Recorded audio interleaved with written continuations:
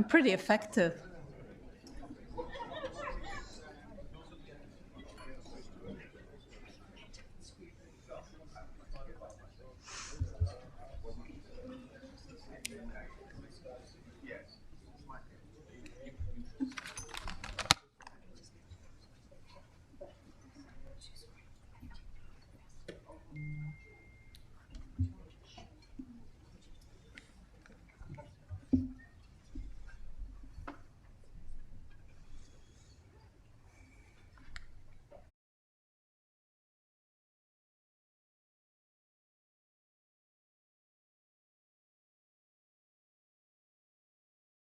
Well, good evening, everyone. I'm Rula Khalaf. I'm the editor at the FT, and I have the privilege of working with Martin. It's good to see so many of you here, and welcome to our subscribers who are watching online. It's a real privilege to be introducing Martin and his latest book, The Crisis of Democratic Capitalism. I just want to say a few words about Martin and then run you through the program this evening. Martin's contributions to the FT are too many for me to enumerate. He joined the FT in 1987 after a career at the World Bank and soon became chief economics leader writer, then associate editor and chief economics commentator. He is, as you would expect, a leading voice on our editorial board. Martin was awarded the CBE in 2000 for services to financial journalism. He was awarded an honorary doctorate by the London School of Economics in December 2006. And he was a member of the UK government's Independent Commission on Banking between June 2010 and September 2011. He has won countless awards for his work, including in 2019 the Lifetime Achievement Award at the Gerald Loeb Awards. His latest book is his fourth, and it's a labor of love, a tour de force. You may agree or disagree with the diagnosis, but you will be provoked, you'll be challenged, and you'll be fascinated by his many prescriptions. So the program tonight is this. Martin will speak for about 20 minutes, and then he and I will be joined on stage by Sir Paul Collier, Professor of Economics and Public Policy at the Blavatnik School. Paul, you've also authored numerous books, including The Future of Capitalism, so that will be our discussion. Martin, over to you.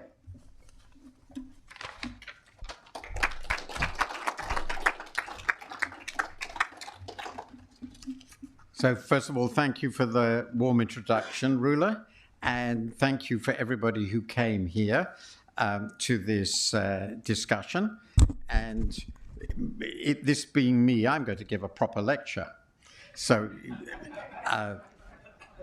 you didn't think you would get away unscathed, I hope. I'm going to start.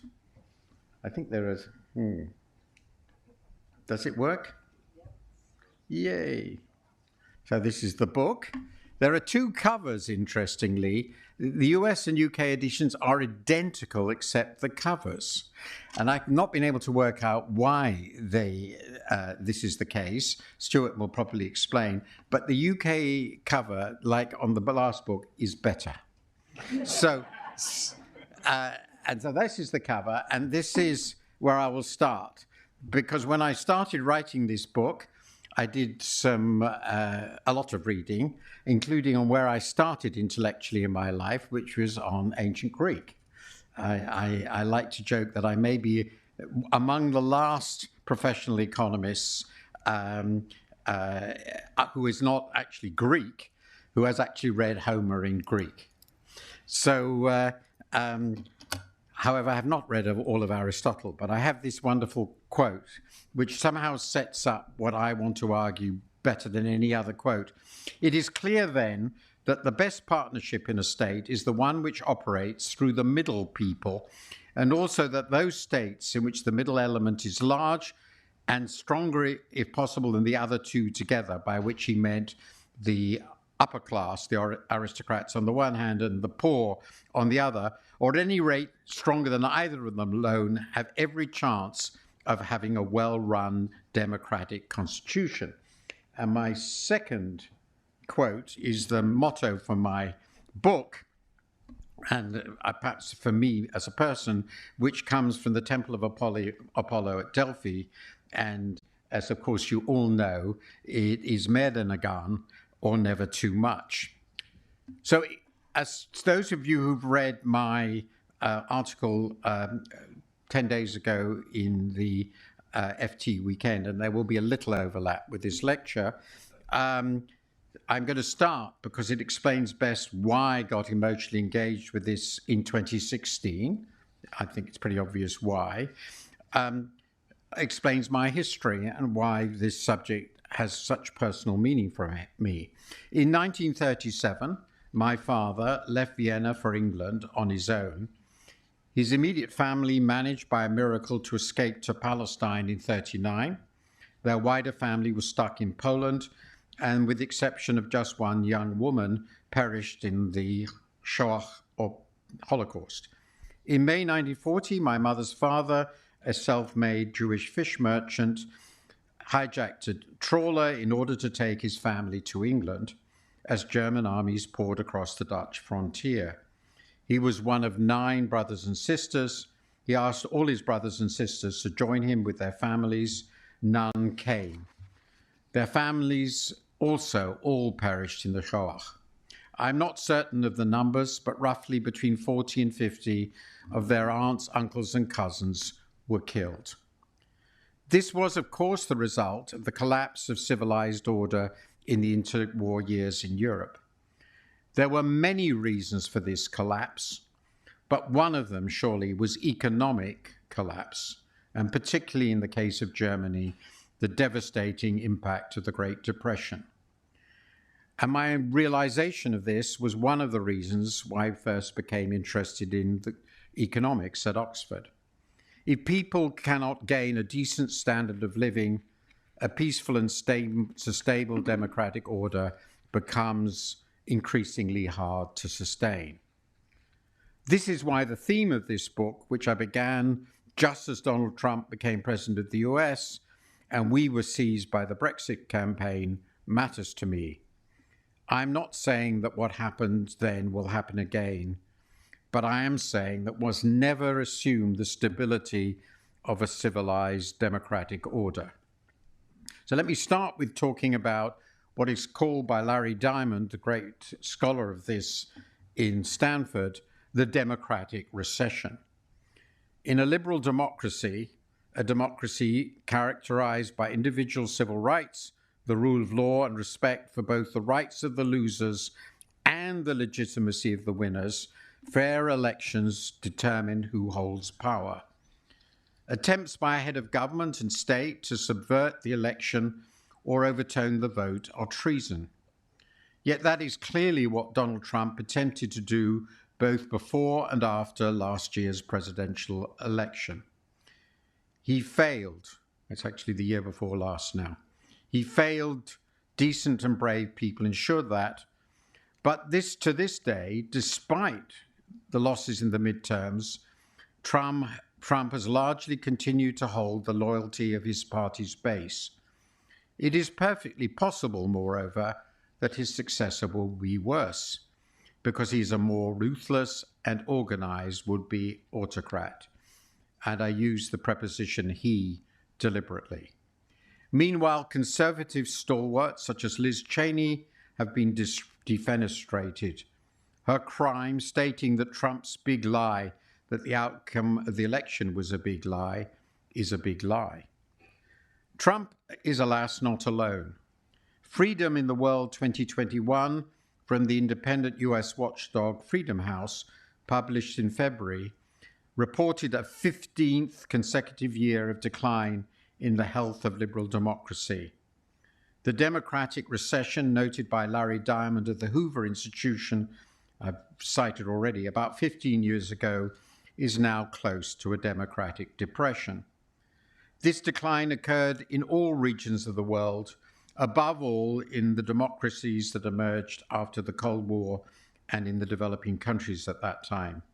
But most significantly, it is also observable in core Western democracies and above all in the US, much the most important of all. Indeed, the country that saved democracy in the 20th century. And that leads me to my first chart. This shows the aggregate scores that Freedom House most recently gave to the democracies, the major democracies of the West, basically the G7 countries I've got here, plus Australia. And you can see on their ranking, the US is vastly below the level of any other of the major democracies. So this realization of fragility led me to explore the question of how democratic capitalism ever happened. According to the Polity4 database, which is one of the most prestigious, there were effectively no democracies 2 centuries ago. Even where republican institutions did exist, as in the US, for example, at that time, the franchise was highly restricted on the grounds of sex, race, and wealth. In 1800, as I understand it, about 6% of adult Americans had the vote. Then in the 19th century, franchises were widened and universal suffrage democracy finally emerged and spread in fits and starts to cover half of the world's countries after 1990. That's really very recently. So let me just show you this. In this chart, the brown line shows the share of sovereign states that were democratic. You will understand, of course, that this includes vastly more countries after the Second World War, when so many colonies became independent. And you can see that the brown line went up significantly in the period before the First World War. And after the First World War, of course, it collapsed massively in the crisis that I've just talked about, rose again after the Second World War with America's victory, and then in the last 30 years exploded upwards to reach a stasis at about 2010. Since then, the evidence suggests that it's clearly fallen somewhat. And I've also shown, because it interests me, that it has a very strong correlation, both up and down, with the progress of globalization. But I'm not going to have time to discuss, though I do in the book, why that might be so. So we need to ask why democracy grew at the same time, or very shortly afterwards, in historical terms, after capitalism. Why were democratic principles accepted by so many countries in this era? It is worth remembering that the normal way in human history to structure the economies and politics of complex societies since the agrarian revolution has been for power to marry wealth and wealth to marry power. In other words, the most powerful people in society were the richest and vice versa. Absolute monarchs, of course, effectively owned everything, as Louis XIV famously said. So why did this revolutionary change towards democracy occur? The answer, I suggest, lies with the emergence of a relationship, a close relationship, I call it a marriage, between those ostensibly very different partners, a liberal economy and a democratic polity. Market capitalism and democracy are, I argue, complementary opposites, yin and yang, as the Chinese would say. The market economy and universal suffrage democracy share the following. They both reject ascribed hereditary status. They embrace the idea that people are entitled to decide important things for themselves. Market capitalism rests on ideals of free labor, individual effort, reward for merit, and the rule of law. Democracy rests on the ideals of free discussion and debate among citizens when making the laws. Historically, of course, the market economy brought with it urbanization, an educated workforce, a newly organized working class as a powerful political force, as well as an opportunity, because of growth, for a positive sum form of politics. Markets protect democratic politics from an excessive concentration of political power, because economic power is distributed widely in society. Democratic politics protect markets from an excessive concentration of market power, because sooner or later democratic politics acts against it, as was shown so clearly in the movement against concentration at the beginning of the 20th century under Teddy Roosevelt. This, then, is why the market economy and liberal democracy are, in my view, complementary. Yet they are also, in important ways, opposites. Capitalism, by its nature, is cosmopolitan.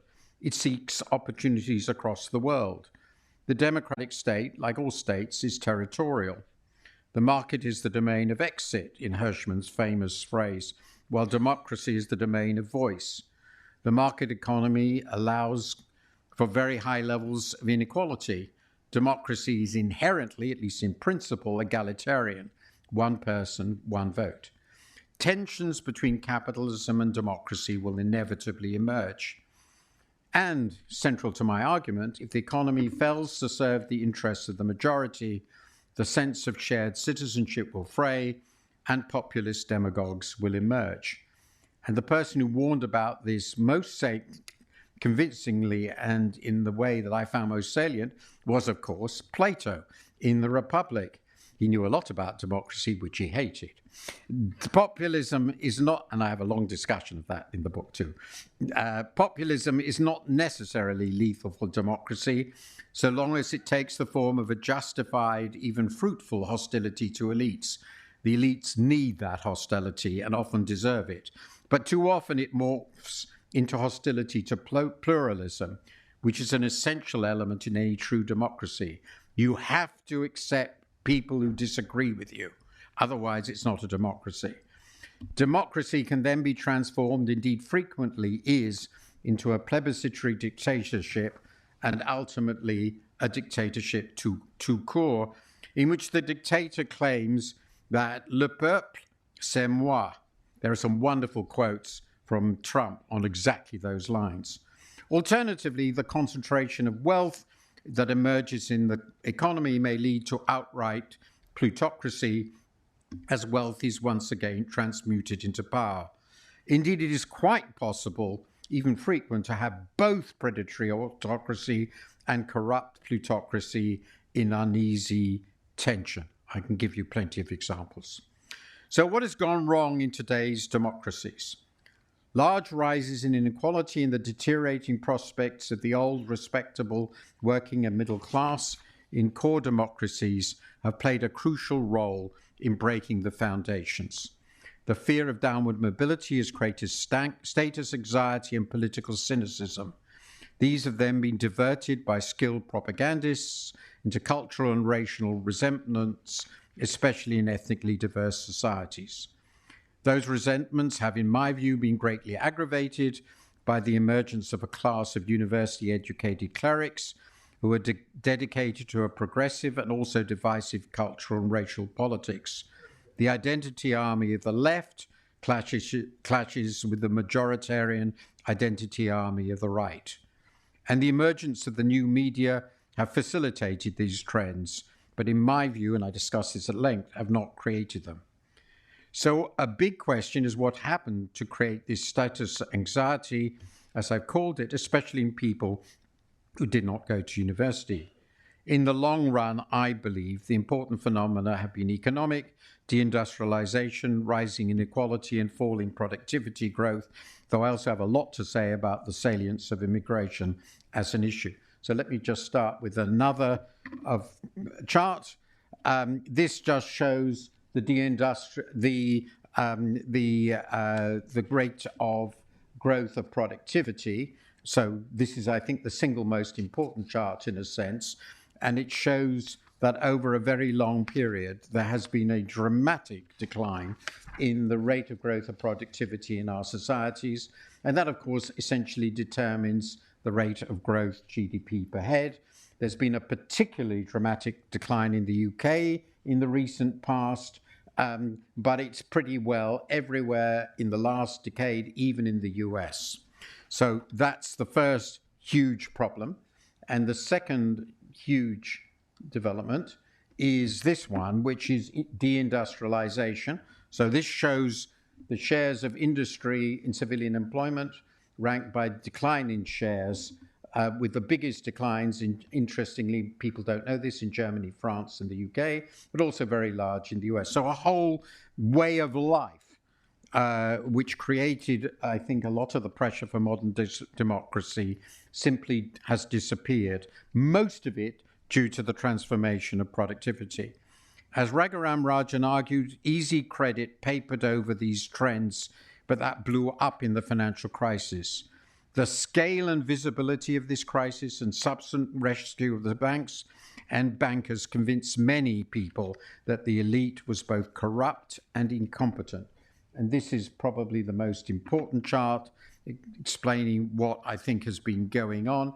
This shows the deviation of GDP per head since 2007 from what it would have been if the 1990 to 2007 trend had continued. The UK, which is the greeny blue right at the bottom, the current GDP per head of the UK in 2021, relative to what would have been if the pre-2007 trend, is 32% lower. 32% shortfall. In Spain, it's a little larger. In the US, it's 20%. The least smallest decline, not surprisingly, given the politics, is Germany. So this combination of long period economic transformation with this dreadful impact, or at least aftermath of the financial crisis, led, I think, to the creation of what I call dry tinder. And in this circumstance, parties became ripe for a populist takeover.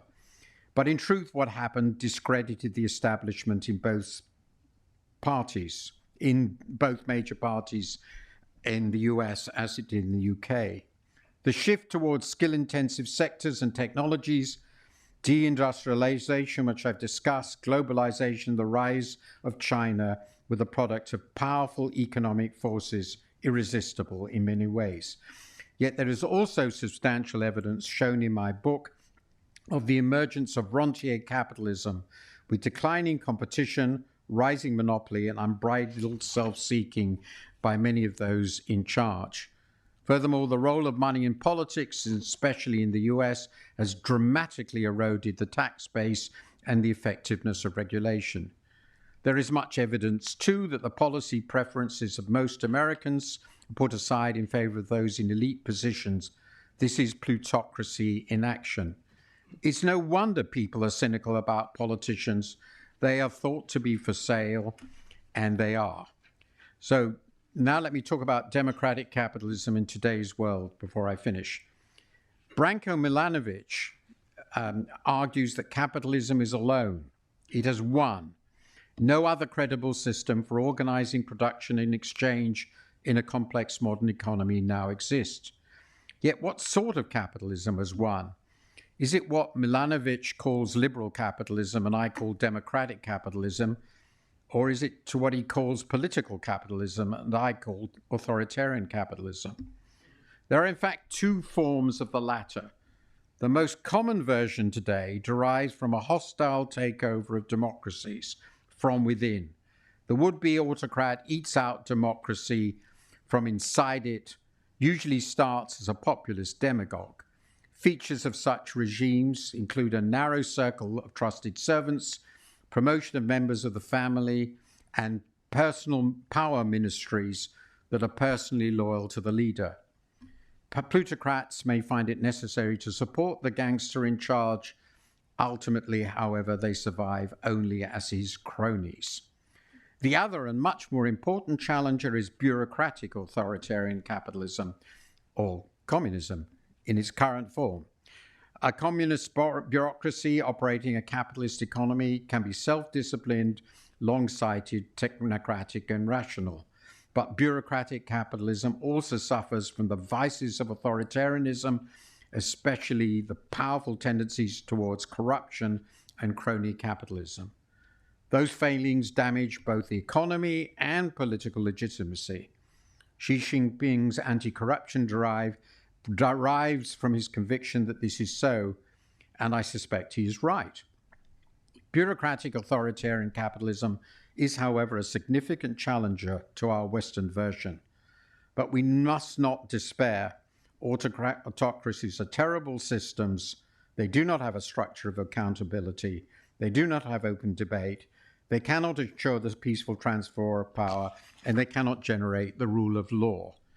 Moreover, liberal democracy has come through many challenges of the past century, so I believe it can and will survive. Most fundamentally, I remain convinced that it is the right system. It rests on the magnificent belief in the right of people to make up their own minds and live lives as they choose within societies whose decisions are taken with the active consent of the governed. And that leads me to my very last words, which is, what do we do to renew democratic capitalism? The renewal of democracy and capitalism must be animated, in my view, by a simple but powerful idea, that of shared citizenship. If democracy is to work, we have to think of ourselves as citizens, along with all the other ways we think of ourselves as consumers, workers, business owners, savers, investors, and so forth. And today's citizenship must have three fundamental aspects: loyalty to democratic, political, and legal institutions, and the values of open debate and mutual tolerance that underpin them, concern for the ability of fellow citizens to live a fulfilled life, and the desire to create an economy that allows citizens to flourish. So what is my conclusion? The world has changed too profoundly in the ways I've suggested for nostalgia to be a sane response. We are not going to go back to the 1950s and 60s, however much some people think we should. Going back to the past is a fantasy for people on the left and the right, though nostalgia certainly sells politically. Yet some things clearly remain the same. Human beings must act collectively as well as individually. Acting together within a democracy means acting and thinking as citizens. And if we do not do so, democracy will fail. It is our duty to ensure it does not. Thank you.